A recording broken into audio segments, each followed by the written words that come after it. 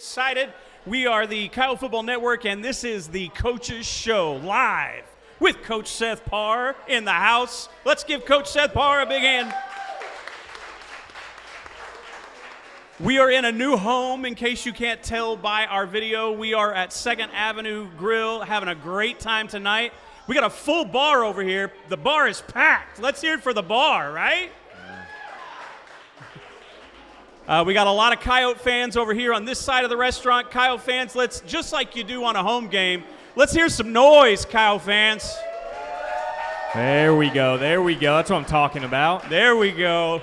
Look, we got a lot of great sponsors this year for our network. Our title sponsor is Farmers Bank and Trust. We're so thrilled to have them be a partner with us. 4th and Main our barber company, Caprock Real Estate Advisors, and the famous Heatherly Allstate Insurance Group right here. And she's actually here. Yeah, she's in the building. Excited to have her in the building. Excited to have all those here and joining us. I am Phil Morgan, one of your hosts, and this over here. I'm Blake Grundy, and of course the man in between us that needs no introduction in Anna is our athletic coordinator and head football coach, Seth Parr. Let's hear it one more time for Coach Parr. There you go. Hey, listen, Coach, kind of as we get going, I want to start with this question, right? Each season brings some real excitement for fans. They look forward to different things, whether it's finally being able to stop watching baseball and golf all summer long and get some football action, or you know, whether it's just the Friday Night Lights atmosphere. What is it for you that brings the most excitement in a new season? Well, I think it's every time you start a football season, you're starting the whole year over. Like, as far as I know, year starts in January, but your school year. So a lot of our community is based on the kids, and they're getting going and they're getting started with school. So now everything's starting to like refresh and renew. You got fall, you got football starting on TV, you got NFL, you got the college. But there's nothing better than Friday night in Anna, Texas than watching Coyote football. There you go. Well, we've had some, I guess, just explosive moments in the scrimmages over the last few weeks. We've got a chance to sit in and watch a bunch of football that you guys have been putting out there. Plenty of moments that we can work to fix as well. What were your biggest takeaways, Coach, from our scrimmage this past Friday night? Well, one, the crowd. I mean, unbelievable crowd that comes out for a scrimmage. I had a principal that came. That was my old principal at Lubbock Coronado, and he got to come to a game. And he said, man, y'all are real fancy on y'all scrimmage.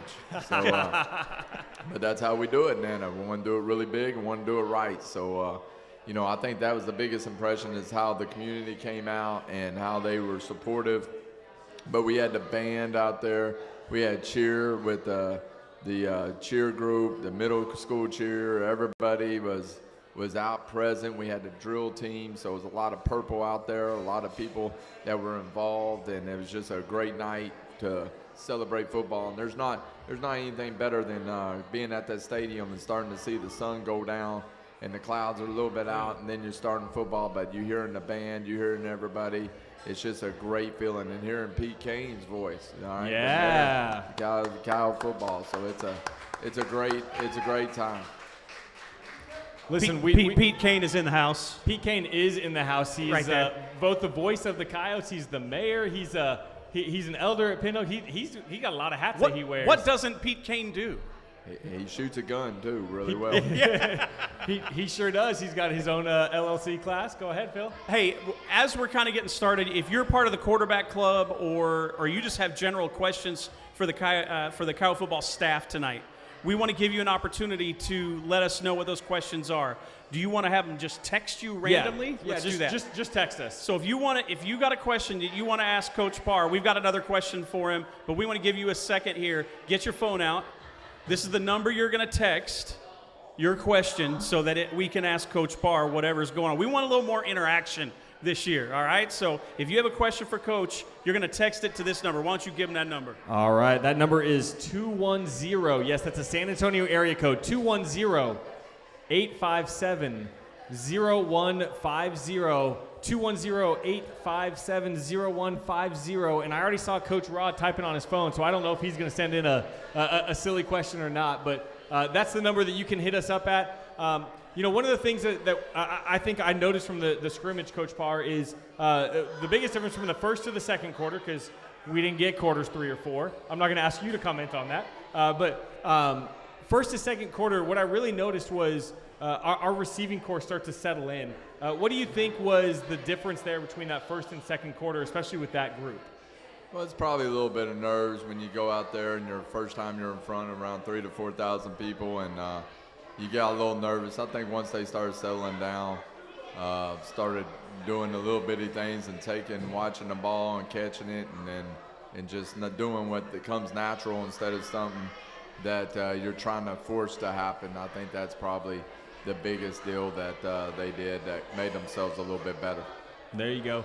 Listen, understandably, one of the really quick questions that came in was simply about the shortened length of our scrimmage on Friday. Kind of, can you talk us through kind of what happened there? Not asking you to diss on any program. Yeah. They have their reasons, but just kind of what happened there, and was that kind of a first experience for you? Well, as a first-year head coach, and then I think they didn't have a lot of people, and so what he had to do what he thought was best for his program at that time in order to play, start playing this week, and so he thought it was best for them that they wrapped it up and went on to the next week, and I probably have I had that happen before. I had one that probably should have happened before in Lubbock that they probably should have called it at halftime, but they didn't.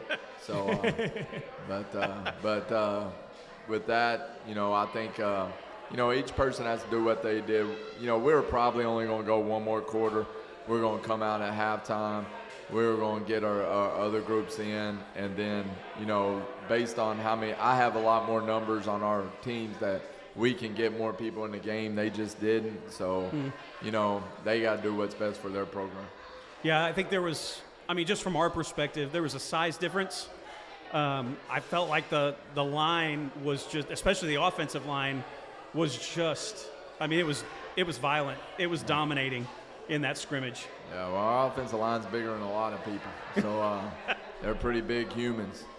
So it's not one that you don't get all the time. So it's kind of a joy to have. Well, there you go. Hey, let's shift focus a little bit to this Friday night, right? We've got opening week Friday. We've got Colleyville Heritage. We're playing away, which means a 7 p.m. kickoff for all of our fans. So just remember, it's a 7 p.m. when we're on the road for the most part this year, and 7:30 at home. But 7:30 p.m. or 7 p.m. kickoff. Kind of give the fans a little preview of this game. We know they graduated quite a few people last year. They've got a young new quarterback who's pretty exciting over there. But what can you kind of tell us and give us a little preview before Friday night's game? Well, they're top. I think they're number 11 ranked team in the state.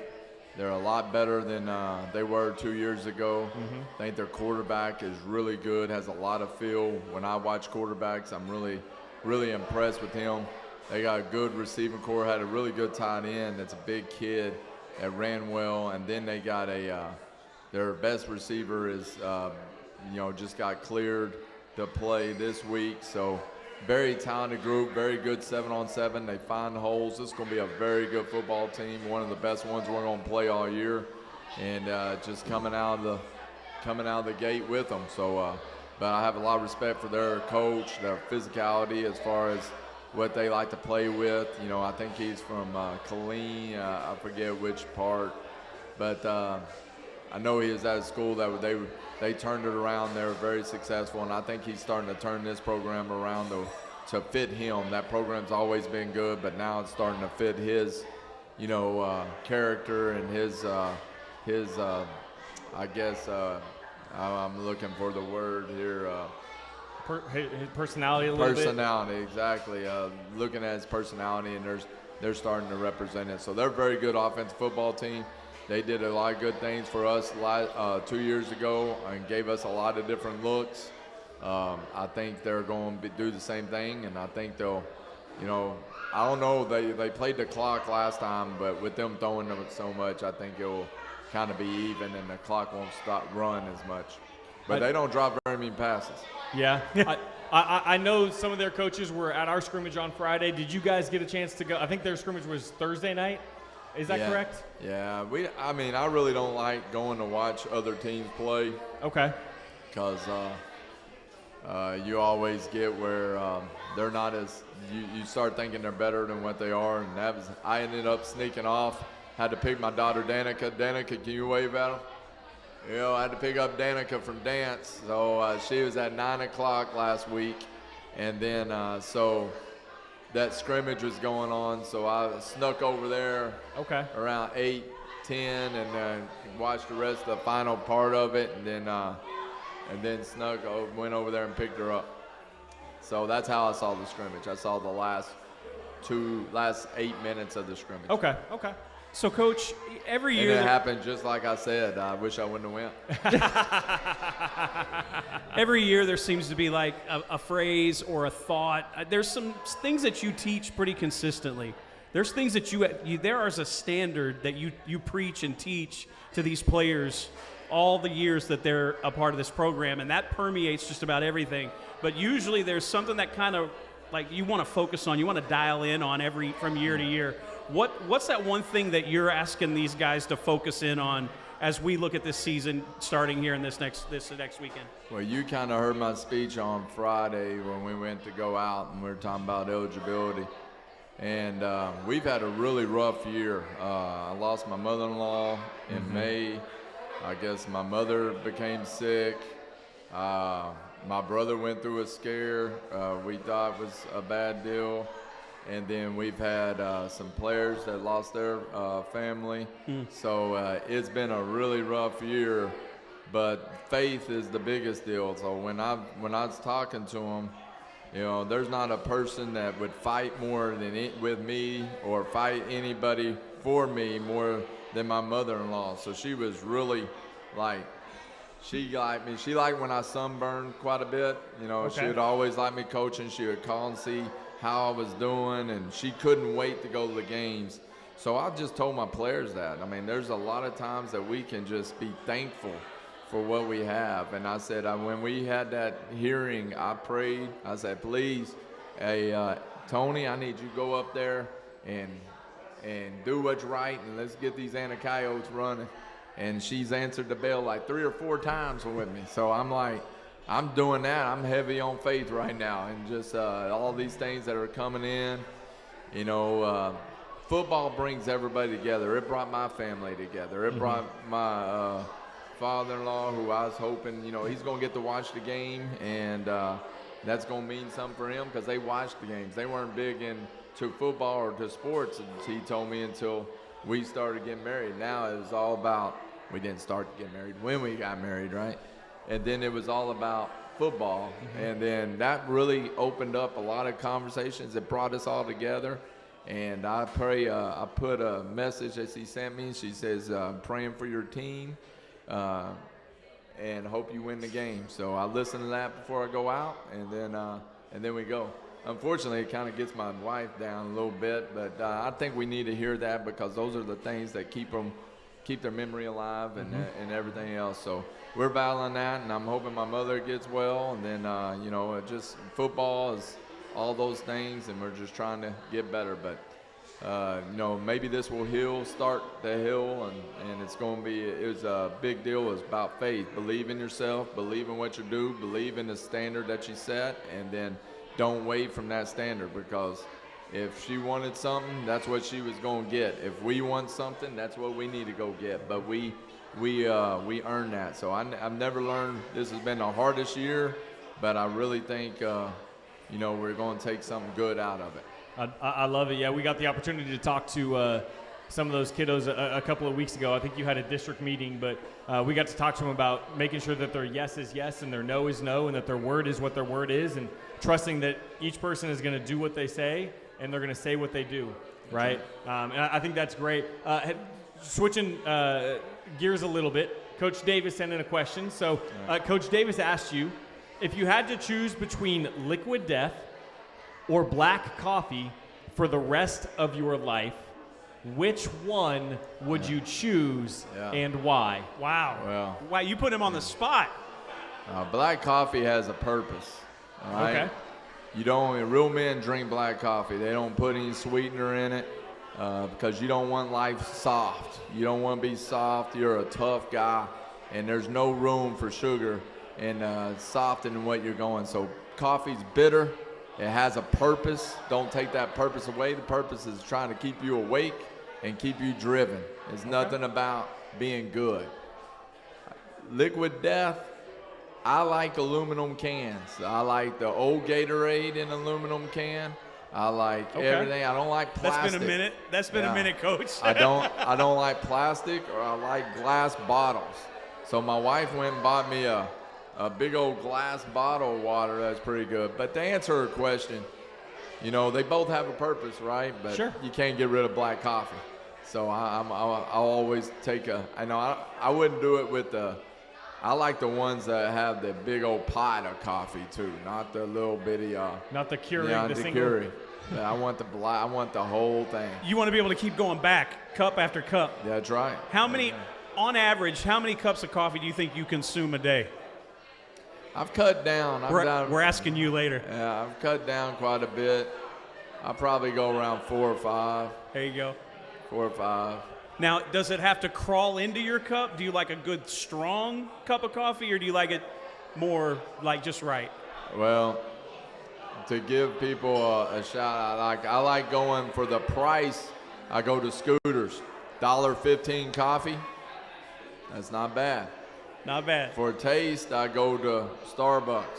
Hard for me because, you know, I just don't like all the dress ups for the coffee. Everybody has a costume in Starbucks. You're not a pumpkin spice latte guy, is what we're finding out. Want a blonde. We call it a blonde coffee, and then that almost got me in trouble one time because I had a trainer that texted me and said, "Do you want a Starbucks coffee?"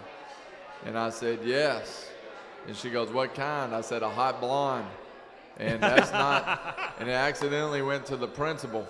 And the principal was like, "I don't know what you want." And I said, "Well, I'm not into blondes. I like brunette, but I really want a hot blonde coffee if you have it."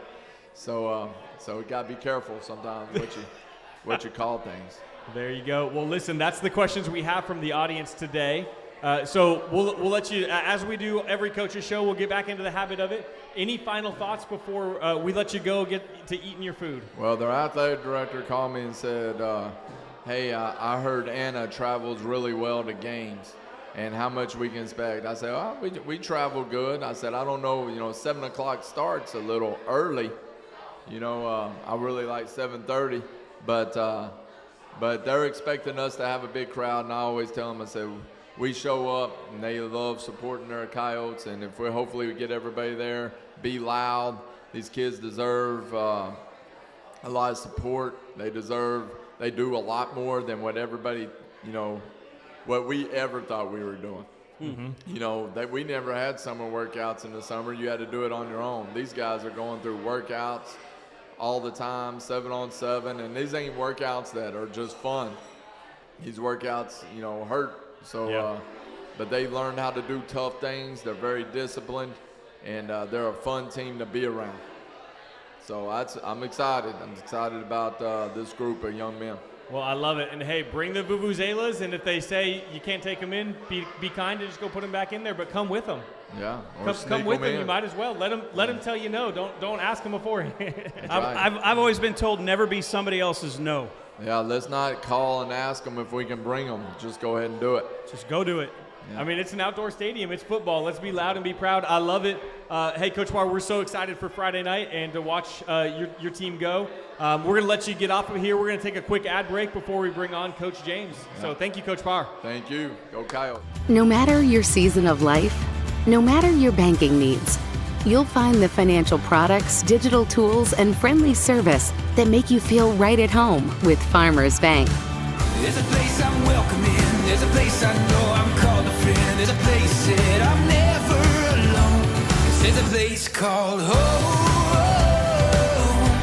A place called home. Come home to Farmers Bank.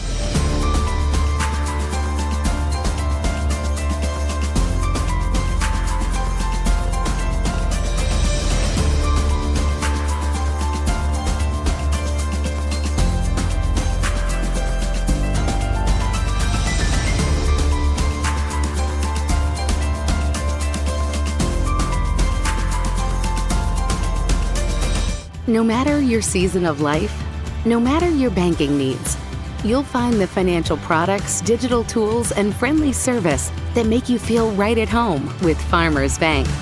There's a place I'm welcome in. There's a place I know I'm called a friend. There's a place that I'm never alone. There's a place called home. A place called home. Come home to Farmers Bank.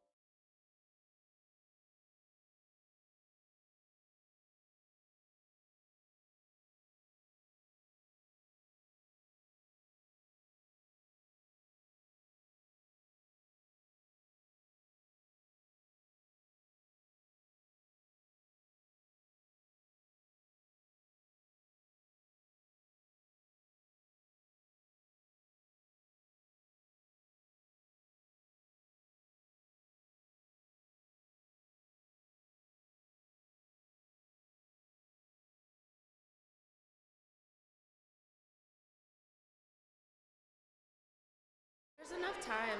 All right, well, we are back for our second segment with our women's volleyball coach and our girls athletic coordinator, Yes. Coach Brittany James. Thanks for joining us tonight. Absolutely. Happy Let's to be hear it for Coach James.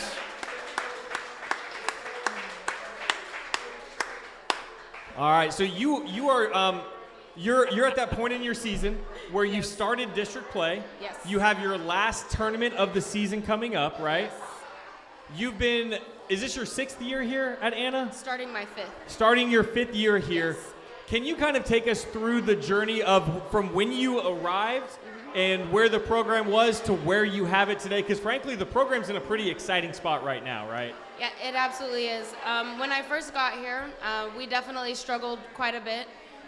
Just the overall skill and you have to be able to play since you're young to be able to build up into volleyball specifically. And if you're not playing at the younger levels, then it's very difficult to compete at a high level once you're in high school.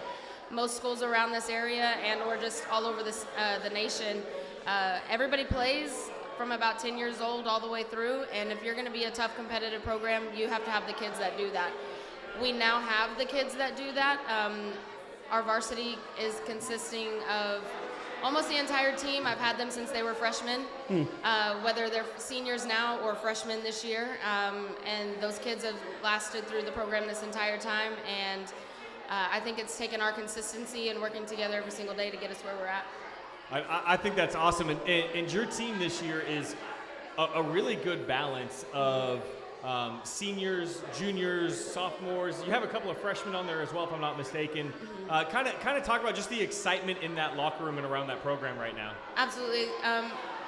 We also lacked a little bit of leadership or knowing what leadership should look like whenever I first got here. So I think that the freshmen, the seniors I have now have seen all different types of leadership going through, and they now know what real leadership looks like and or what they should be portraying, as in what they wish they had whenever they were here.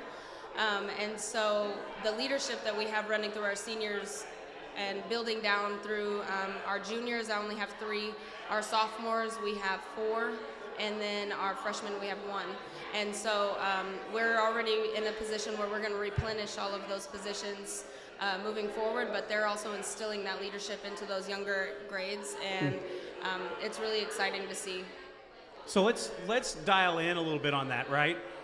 Every team has, is made up of players, and yet while we know everybody has to contribute to be a successful team, there are also going to be some people who surprise you, who kind of rise up kind of like out of nowhere, but it's not nowhere. Like, you've been working on this. You've been drilling and prepping and like building into these ladies for a long time. So who are some of the names? What are some of these players that we specifically need to go and just be aware of that are going to be playmakers?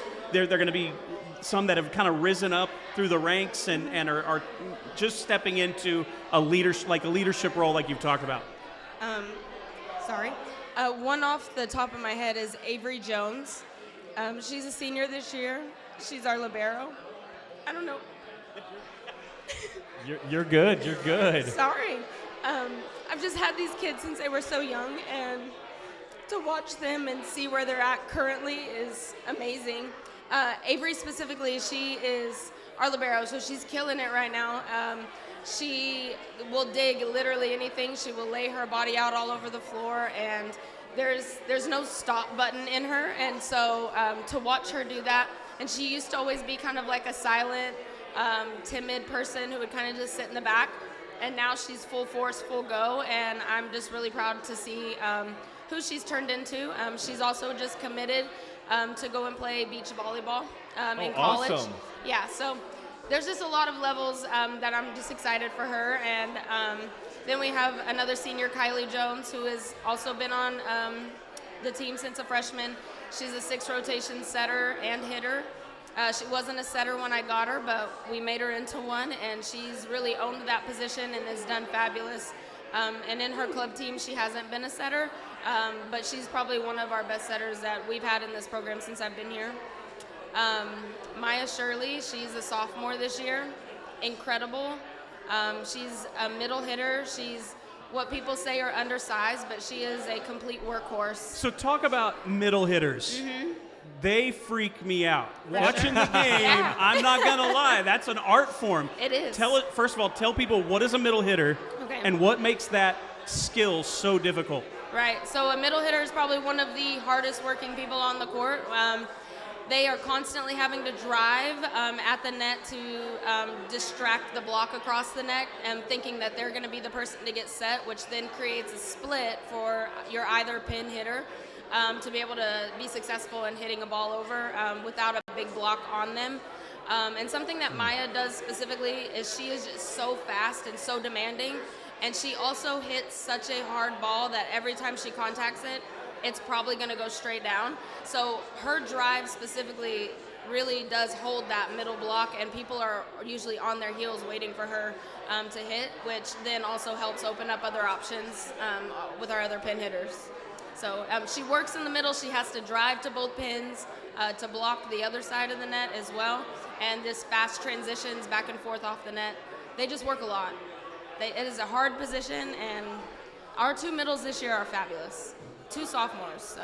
I think a lot of times people watch volleyball and they're like, oh, that's not that physically demanding. That's not, but when you actually get out there on the court and you watch these ladies work, it is tiring For sure. watching them run around that court and dive and get up and dive and get up. Right. What kind of goes into the training for these young ladies to get them ready to play on a Tuesday or a Friday or 6 games in a tournament weekend like you guys have coming up? Well, one, we have a great strength and conditioning coach, Coach Davis, who. Hey, shout out Coach Davis. Yeah. Coach Davis in the house over there. She does all the research. She and I bounce ideas off of each other. We send videos back and forth. Just anything we can do. We communicate about how the girls are feeling. We do everything together on her end to help with the agility, the conditioning, the lift, just to make sure that they can sustain the week, whatever that week might look like. And then on top of that, with our practices, we go hard. And most days, the girls say, sometimes we have to go through a very bad place to get to heaven. And so they look at practice that way. They want practice to be hard. They want it to be intense because they know that the game is where heaven's at. So that's their overall outlook and what they're wanting, and the game is the show. So they want practice to feel that way. What time does the morning usually start for y'all? So our JV's practice in the morning. We used to come in at 7 and lift before school. This season we kind of changed it around a little bit, and I think we're getting a lot more output based on that. Okay. So the varsity doesn't come in until school starts unless they're getting treatment that morning. We lift during the athletic period, and then they don't go home until about 7:30 every night. It's long days. Listen, one of the things, I don't know if y'all caught it when you were talking about your players, is it's a reminder of how much all of our coaches care about these young athletes that they're coaching. Just seeing you even get a little bit emotional, that's a joy to see out of our coaches, sure, yeah. because we know that you guys are pouring into with sure. care and love. Yeah. So with that being said, a couple of audience questions for you. We'll start with this one from Coach Davis. Okay. All right. She asked, what is harder, winning a volleyball game or closing on a house? Ooh, Lord. I think there's a little insider story there. Well, we just closed on a house yesterday, so it's been a long process. Congratulations. Thank you. Yeah. A lot of fun, bad timing, but it's all good. But also it depends on who we're playing. So it depends on if you're looking at the team we are when we play McKinney North the first 2 sets, or the McKinney North team we play the last 2 sets. Sure. So, yeah. So anybody that was there, they know what that means. I was there. Yes, you were. I was there. Hey, quick, one more fan question before you get to our final question for Coach James that we've written down. And just a heads up, the next home game for our Lady Coyote volleyball team is Friday, September 11th. And listen, they play at 5 o'clock, so you can go catch their game before the varsity football game. I don't remember if we're home that week or not. I actually think we're not home that week. But 9/11 will be the next home game for our Lady Coyotes. So this one is from the Roops. Okay. They've argued back and forth on who actually wrote this question. Okay. So we're just going to throw both Roops under the bus. Have you ever considered having the girls serve underhand? So this question is coming from Scott Root. That's 100% specifically. Scott Root. I was going to say it too. So a Scott Root question. Got it. It is, and he's argued this with me every single year that I've known him. And he just thinks that they would be a lot more successful if they would just serve it under instead of missing serves by serving overhand. And I told him the day that we have a kid serve underhand is the day I quit. So it will never happen. And if he wants us to look Bush League, then that's what we'll do. Oh, that would be hard to watch. Let's. It would. I'm going to ask you one more. Are there any other online? Nope. You're it. What's the hardest, in your opinion, the hardest play to make on a volleyball court? I'm going to say, because I am a defensive specialist myself, Okay. being in the back row and having that first contact, you get none of the glory being that person to actually pick up the ball, but none of the other things can happen if you don't get that first pass. So if you don't get the first pass, no glory to that hitter that put a ball down and did anything crazy.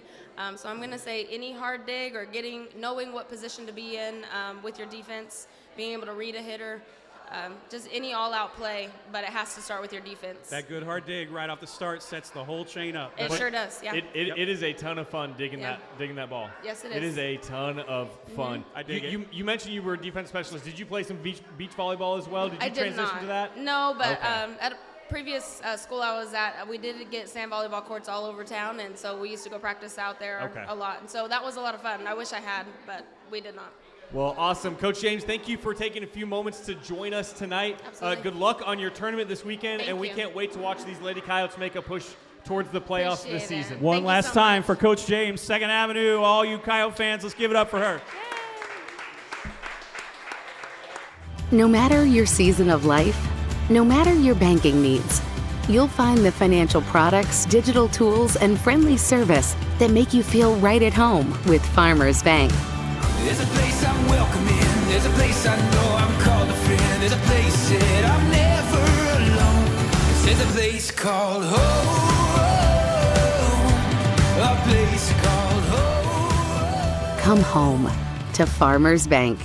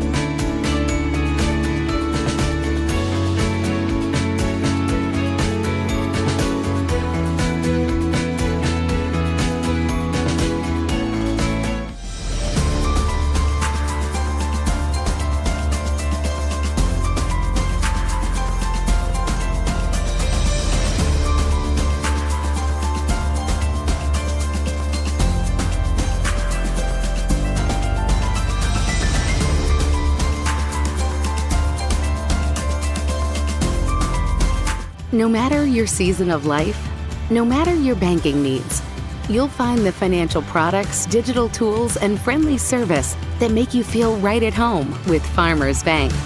There's a place I'm welcome in. There's a place I know I'm called a friend. There's a place that I'm never alone. There's a place called home. A place called home. Come home to Farmers Bank.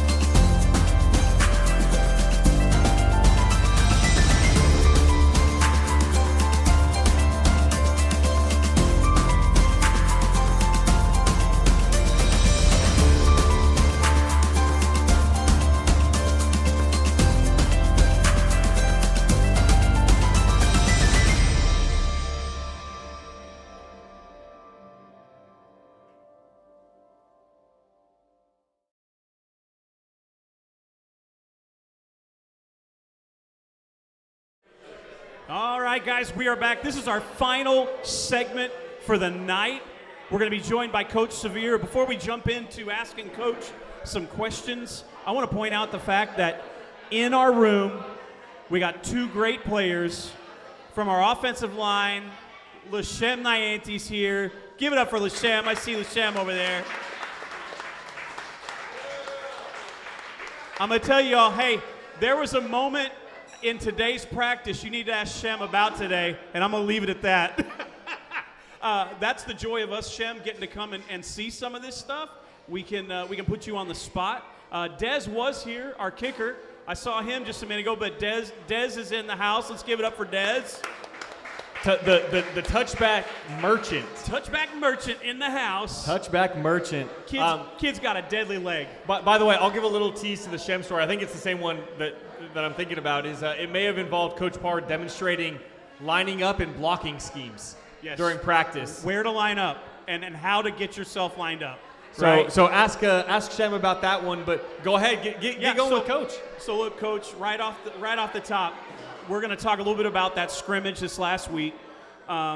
It was obvious to us in the booth that your guys were getting a lot of push off. They were having their way. It was violent. Our guys were really wreaking havoc, right? And you want to talk a little bit about this? That front seven in the scrimmage against Heritage was doing some good stuff. Why don't you just share a little bit about kind of where you guys are right now and what it's taken to get you there? It's been a lot of fun because there's a lot of kids that are playing really hard, and our front seven we're doing a lot of fun stuff with them. And it's kind of built off of 3 years of being with a lot of the same kids. So we've had an opportunity to work things over and over and over again, and they're playing a lot faster having done that. So I thought we had a great spring against our offense, and you never know if that's because they're just getting their rhythm, but I think it's continued in the fall, and then it continued in the scrimmage. So I feel really good about where we're at. We still got a long way to go, but I think as far as where we're at right now, I enjoyed how fast we played. So when you say you still got a long way to go, right? I've been around coaches for a while. No coach is ever really satisfied, right? I mean, unless you win state championship, and even then I know coaches that are like, well, you know what? We still could have done, and, there's always something. I think that's the heart of a good coach. Where do you see right now are the greatest needs from a defensive side of the ball? I think, and maybe we'll get it this Friday, but we haven't been challenged in the run game as much as I want to see. So I want to see how we respond to a real physical run game. And I think we've done well against our team, but we know what they do. And so sometimes you don't know if that's a false sense of security. So I think we got to get better, fit in the run a little bit. I think we'll see how when we see some really top-notch receivers and how we'll adjust to them and throwing the ball. We'll see that Friday. So I just want to see us match up against some other people and how we come out. But there's always things to fix on film. So I'm not going to give it all away. But I think I just want to see how we react to some different looks and different schemes. It wouldn't be an interview with you if we knew that you weren't going to give it all away. I have a question, not off script. Early in a season, what side of the ball typically has more of an advantage, the offense or the defense? Which one usually takes a little bit longer to come around? I think generally if both teams are even as far as experience, the defense has the advantage based off of rhythm. Okay. It sometimes takes offense time to build rhythm, but when you have an experienced group, I think you can when you've played together a long time, you can really get your rhythm quick, and especially if you're a throwing team, because in 7-on-7 they throw the ball like crazy here in Texas in the summer. So a lot of these teams that actually run their offense in summer and not just a gimmicky 7-on-7 offense get a lot of rhythm and build rhythm throughout the summer. So sometimes offense can come out throwing the ball real well. I love it. Hey, a question from Coach Davis. She's just asking all the questions tonight. We love it. Wow. Coach Davis is keeping that fan interaction high. She wants to know, what is your favorite Bible verse and why? For those of you who don't know, Coach Sevier used to be a youth pastor in some of his past days. So what's your favorite Bible verse and why? If I tell you the verse, you may know my background. Okay. So I grew up with Acts 2:38. So it's a Bible verse about the Holy Spirit and being baptized in the Holy Spirit. So that's where I generated my faith from when I was at a young age, and I grew up in a church that was pretty wild sometimes. Yeah. But it was fun growing up, and so that's where I kind of got my roots in the faith. But I think they're all good. I mean, the Bible's got a lot of good verses, but that's a solid answer right there. Twice tonight, twice tonight we found ourselves talking about faith, and for us as pastors, Yes. One, it's inspiring to me to see how you guys bring your faith into this profession. Yep. And how that has an impact on every person that you guys get to be a part of. Every single person. It's inspiring. We need more of it.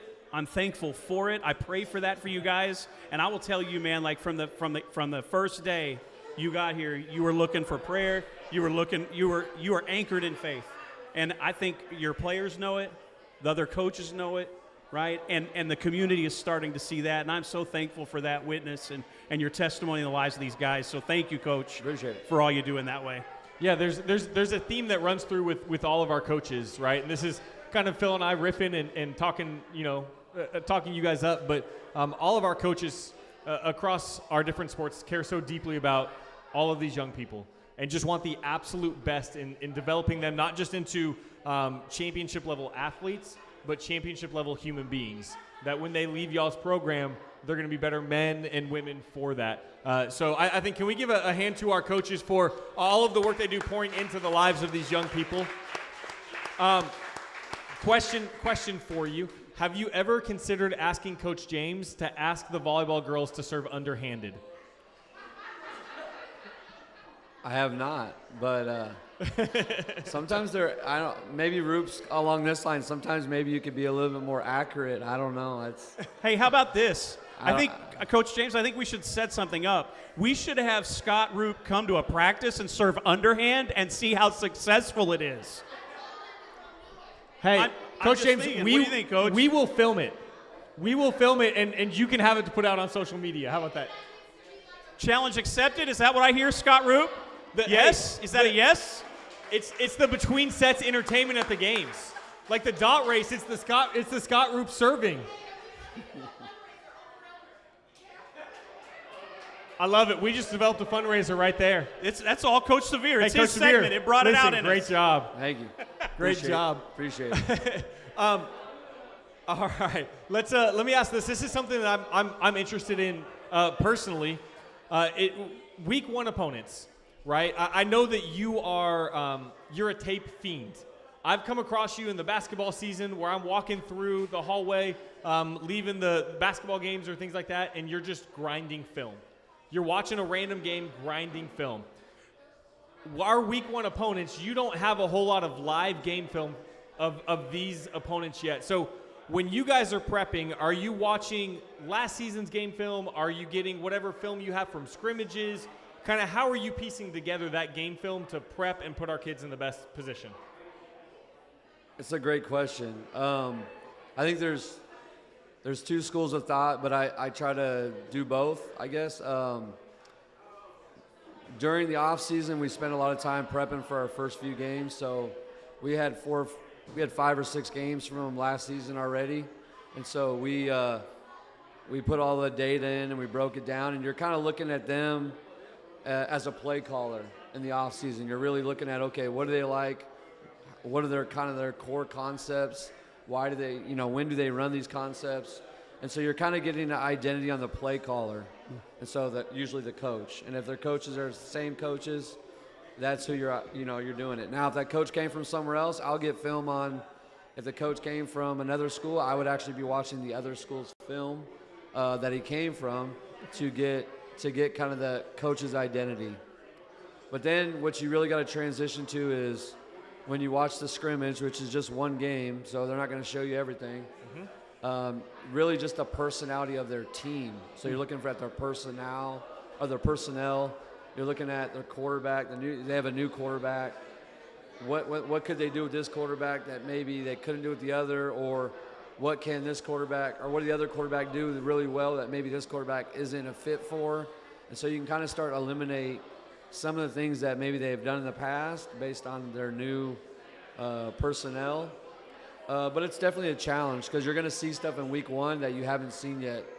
And, their quarterback's really good, and their quarterback last year was really good, so I'm sure the playbook's pretty open. But they can throw the ball, and they have a tradition of running the ball well too. So I'm ready for a pretty balanced attack and a group that will be prepared. Okay, real quick, Coach Davis wanted to follow up with that. On average, how many hours of film do you watch each week, would you say? During the season, it's hard to, I don't know, I'd say 30 to 40 hours a week maybe. I told y'all he's a tape grinder. In the off season, probably 10 to 15. I kind of go in phases, really. Like when season gets over, I'm watching our film, so it might be a lot more. And then when season's kind of done and gone, I'm deciding what I want to study for the next year. I'll watch a lot. So sometimes I'll watch a lot, and sometimes I'll have weeks where I won't get to watch as much based on life.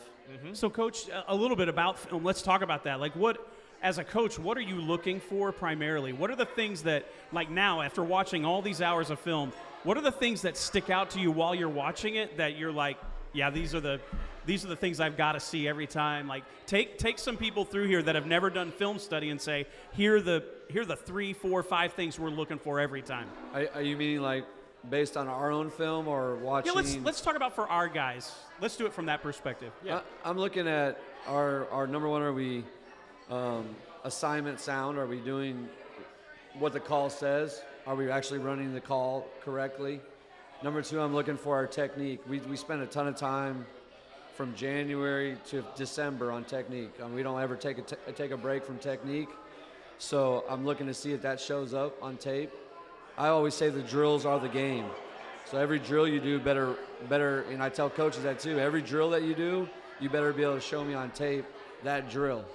And so I'm looking for those drills to show up on tape. And then I'm looking a lot for physicality. How physical are we? Are there moments where we could be more physical? I tell our kids this sometimes. We want to solve problems with violence. Sometimes you do the wrong thing, but if you play hard and physical, you can solve problems. That's only on the football field. But generally, those are kind of the main things I'm looking for: our execution, in our scheme, our technique, and then how physical are we playing. I think that's awesome.